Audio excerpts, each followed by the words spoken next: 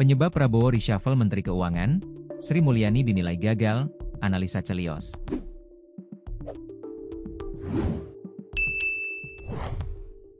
Terungkap dugaan penyebab Presiden Prabowo Subianto melakukan reshuffle terhadap satu posisi penting yakni Menteri Keuangan. Satu di antaranya yakni Sri Mulyani dianggap gagal dalam mendorong kebijakan pajak berkeadilan, sehingga Prabowo menggantinya dengan Purbaya Yudi Sadewa. Dugaan tersebut berdasarkan analisa Direktur Eksekutif Center of Economic and Law Studies, Celios, Bima Yudhistira. Bima juga merespons positif pengumuman Purbaya Yudi Sadewa sebagai Menteri Keuangan menggantikan Sri Mulyani.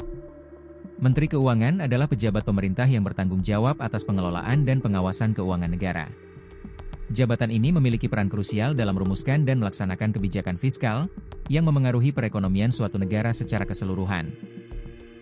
Tanggung jawab utama Menteri Keuangan diantaranya yakni menyusun anggaran negara, mengelola keuangan dan aset negara, merumuskan kebijakan fiskal, dan mengatur sistem perpajakan dan bea cukai.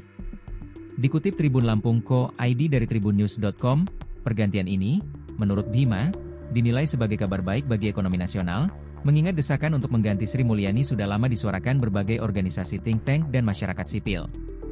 Reshuffle ini menjadi kritik atas kinerja Sri Mulyani yang dianggap gagal mendorong kebijakan pajak berkeadilan, menjaga belanja negara secara hati-hati, serta mengendalikan beban utang yang terus meningkat, ujar Bima saat dihubungi, Senin, 8 September 2025. Sebagai lembaga riset independen, kata Bima, Celios akan terus mengawal kebijakan Menteri Keuangan pengganti Sri Mulyani secara kritis dan objektif berbasis data. Bima menekankan setidaknya ada 5 tugas mendesak yang harus dilakukan Menteri Keuangan baru. Pertama, strategi penerimaan pajak harus memperhatikan daya beli masyarakat menengah ke bawah.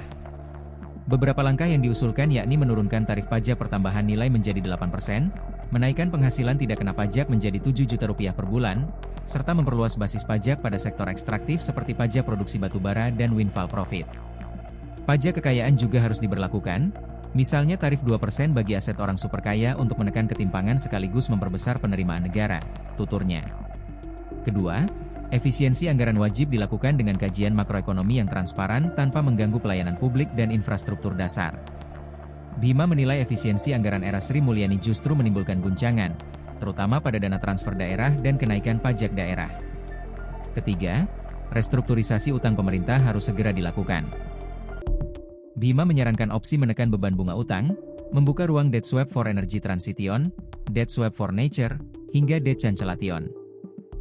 Keempat, mencopot wakil menteri serta pejabat di Kemenkeu yang merangkap jabatan di BUMN. Menurutnya, rangkap jabatan bertentangan dengan putusan MK dan berpotensi menimbulkan konflik kepentingan. Kelima, mengevaluasi seluruh belanja perpajakan seperti stimulus dan insentif fiskal. Perusahaan yang sudah mendapatkan tax holiday dan tax allowance wajib diaudit, baik laporan keuangan maupun dampak penyerapan tenaga kerja. Celios juga menekankan perlunya transparansi pemberian insentif fiskal secara berkala kepada publik. Tidak boleh lagi ada insentif fiskal yang memperburuk ketimpangan antara perusahaan skala besar dan UMKM, tegas Bima. Sebelumnya, Presiden Prabowo Subianto melakukan pergantian menteri.